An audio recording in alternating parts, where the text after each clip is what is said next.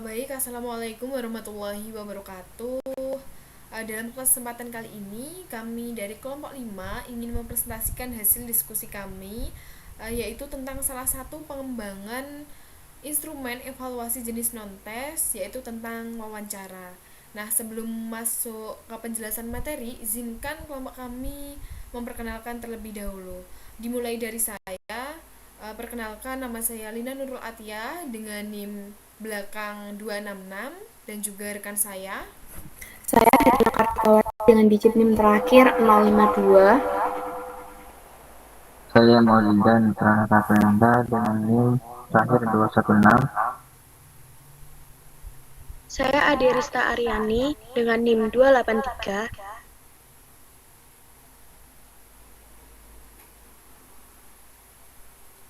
Nah, langsung saja kita masuk ke materinya.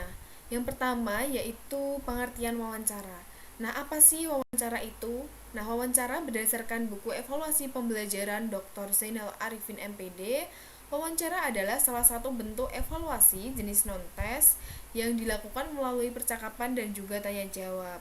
Nah, baik dilakukan secara langsung maupun tidak langsung dengan peserta didik.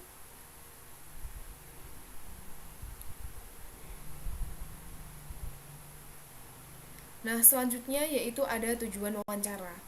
Nah, berdasarkan buku evaluasi pembelajaran Dr. Zainal Arifin MPD, tujuan wawancara itu ada tiga. Yang pertama yaitu untuk memperoleh informasi secara langsung, guna untuk menjelaskan situasi atau kondisi tertentu, yang dimana kita itu mendapatkan gambaran nyata dan juga dapat memperoleh data dan juga penjelasan dari orang yang diwawancarai secara langsung. Kita bisa menanyakan terkait situasi yang ingin kita ketahui. Yang kedua yaitu untuk melengkapi suatu penyelidikan ilmiah, yang dimana wawancara itu digunakan sebagai salah satu cara untuk mengumpulkan data tambahan yang diperlukan dalam penelitian. Yang ketiga yaitu untuk memperoleh data agar dapat mempengaruhi situasi atau orang tertentu, yang dimana tujuan ini itu berkaitan dengan menggali informasi yang dapat digunakan untuk membuat perubahan atau keputusan tertentu.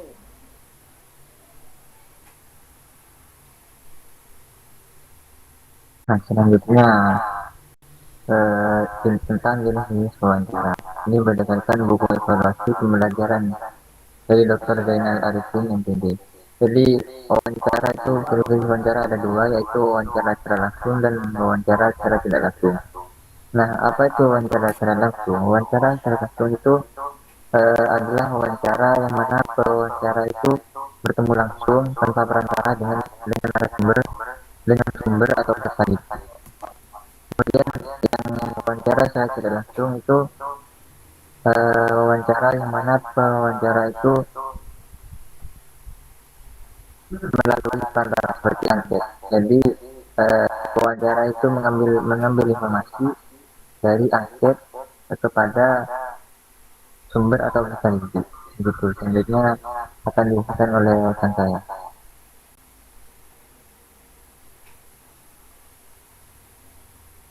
Baik, selanjutnya yaitu bentuk pertanyaan wawancara.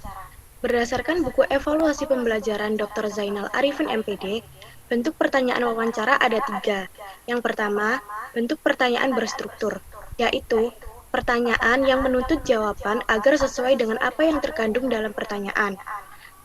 Biasanya, pertanyaannya itu tidak terlalu kompleks dan jawabannya konkret.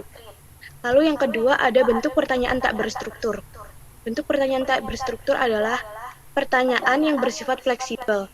Nah, biasanya itu pertanyaan yang di luar dari pertanyaan yang ada di daftar pertanyaan itu.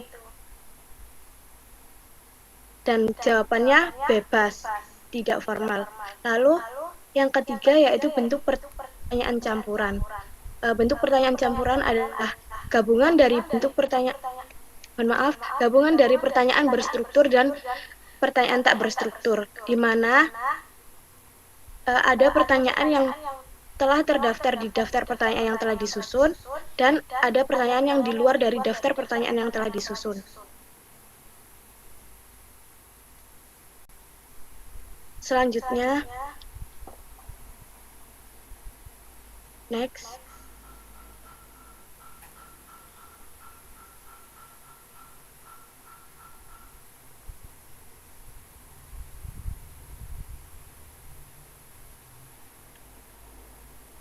Next.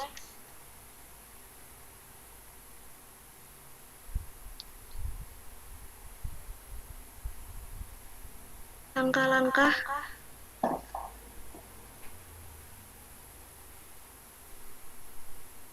Nah, selanjutnya, langkah-langkah menyusun pedoman wawancara. Berdasarkan buku evaluasi pembelajaran Dr. Zainal Arifin MPD, langkah-langkah menyusun pedoman wawancara itu yang pertama, merumuskan tujuan wawancara. Yang kedua, membuat kisi-kisi dan pedoman wawancara. Untuk kisi-kisi dan pedoman wawancaranya dapat dilihat di slide. Ya. Nah, berikut ini contoh dari kisi-kisi pedoman wawancara dan next. Dan format pedoman wawancara. Nah, perlu diingat bahwa wawancara ini kan datanya kualitatif ya. Jadi, kisi-kisi dan format pedoman wawancara nanti sesuai dengan tujuan dari wawancara itu sendiri. Lalu, langkah-langkah yang ketiga yaitu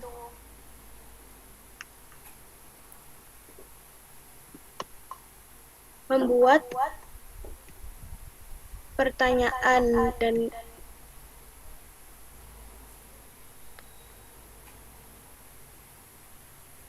back to langkah-langkah.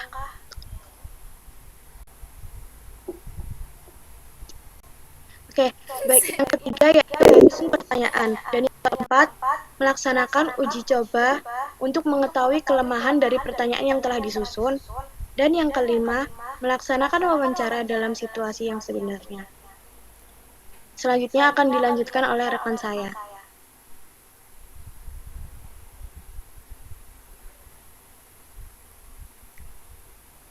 Selanjutnya ini tentang beberapa hal yang harus diperhatikan dalam wawancara. Berdasarkan buku evaluasi pembelajaran Dr. Zainal Arifin MPD, ada 5 hal yang harus diperhatikan di saat wawancara. Pertama, hubungan yang baik antara pewawancara dan orang yang diwawancara. Jadi hubungan antara pewawancara dan yang diwawancara itu harus baik, sehingga dialog antara keduanya itu lancar dan nyaman. Kemudian yang kedua, dalam wawancara jangan terlalu kaku. Sebagai pewawancara itu dalam menanyakan satu kepada sumbernya itu jangan kaku. Kemudian yang nomor 3, memperlakukan responden sebagai sesama manusia. Pewawancara itu harus menyamakan semua sumbernya atau peserta didik itu sebagai sesama manusia. Kemudian yang nomor 4, menghilangkan prasangka-prasangka yang kurang baik. Jadi pewawancara itu jangan bersangka kepada yang diwawancara, sehingga sehingga pewawancara itu menanyakan kepada sumbernya tentang apa yang akan dicari, informasi yang akan diambil. Kemudian yang nomor 5, pertanyaan hendaknya jelas, tepat, dan bahasa yang sederhana. Sehingga dengan pertanyaan yang jelas, tepat, dan bahasa yang sederhana itu dialog antara pewawancara dan sumber atau peserta didik itu bagus, dan informasinya juga baik. Terima kasih. Dan ini akan dilanjutkan oleh rekan saya. Oke, selanjutnya adalah kelebihan dari wawancara. Berdasarkan buku evaluasi pembelajaran Dr. Zainal Arifin MPD, kelebihan dari wawancara yang pertama adalah dapat berkomunikasi secara langsung. Wawancara memungkinkan adanya interaksi langsung antara pewawancara dengan narasumber atau responden. Hal ini mempermudah pewawancara untuk menjelaskan serta menggali informasi lebih lanjut serta memastikan pemahaman yang lebih baik antara kedua pihak. Komunikasi langsung juga membantu dalam menangkap menangkap nuansa atau emosi responden yang memungkinkan terlihat dalam bentuk komunikasi saat berbicara. Yang kedua, dapat memperbaiki proses belajar. Dalam konteks pendidikan atau pelatihan, wawancara dapat digunakan untuk mengidentifikasi kekuatan dan kelemahan peserta didik. Informasi yang didapatkan dari wawancara menjadi umpan balik yang berguna bagi para pengajar untuk menyesuaikan metode pembelajaran atau memberikan bimbingan yang lebih sesuai dengan kebutuhan dari peserta didik. Yang ketiga adalah pelaksanaan wawancara yang lebih fleksibel, dinamis, dan personal. Maksud dari fleksibel ini karena dapat disesuaikan dengan situasi dan kebutuhan. Sedangkan dinamis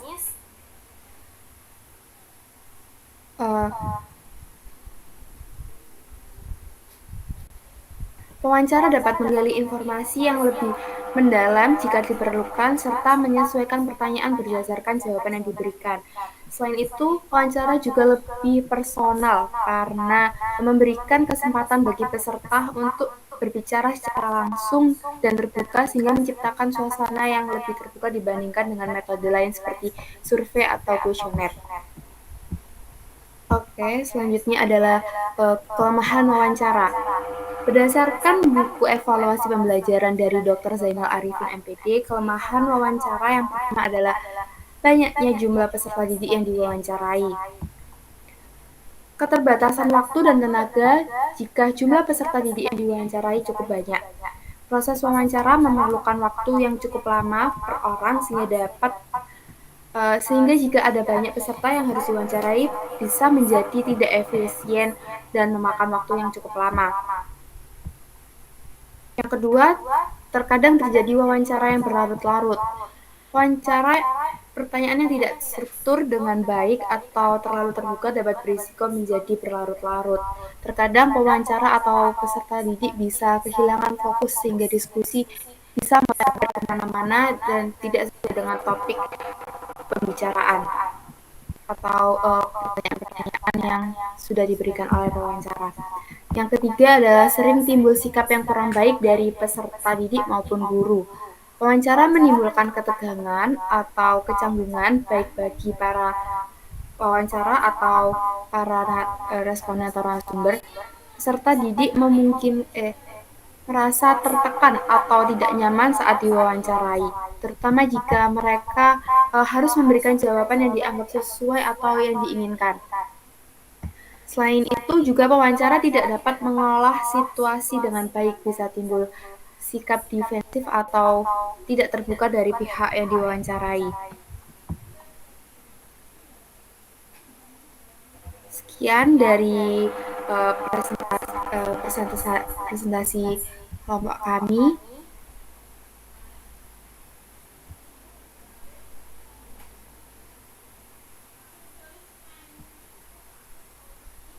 Sekian dari kami. Wassalamualaikum warahmatullahi wabarakatuh.